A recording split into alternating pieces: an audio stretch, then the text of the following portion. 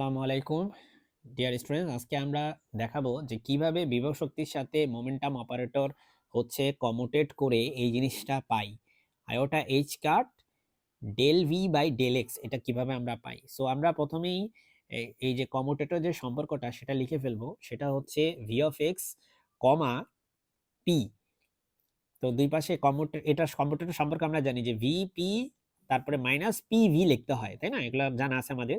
সাই নিতে হবে, কারণ একা একা তো আর কম্পিউটারের কোনো মানে মিনিং নাই। যদি সাইয়ের উপর সে কাজ করে তখন তার একটা মিনিং থাকে।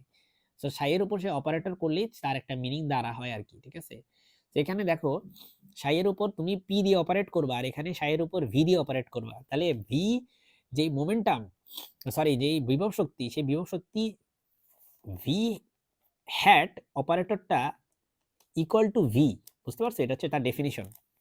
আর পি হ্যাট এটা যদি এক্স এক্সিসের হয়, এক্স এক্সিস হয়, তাহলে কিন্তু এটা হবে মাইনাস আয়োটা এইচ কা ডেল ডেল এক্স। কিন্তু যদি এটা ওয়াই এক্সিসের হয় তাহলে এখানে ওয়াই হবে, জেড এক্সিস হলে এটা জেড হবে।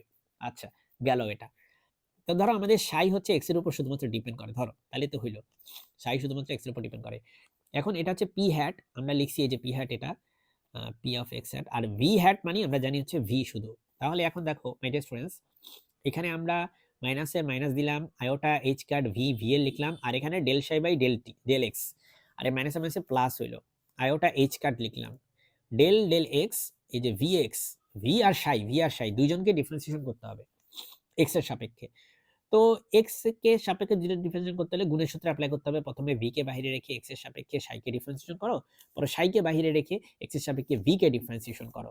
এবার এই আয়োটা এইচ কাট এখানেও গুণ করো, এখানেও গুণ করো, গুণ করছি।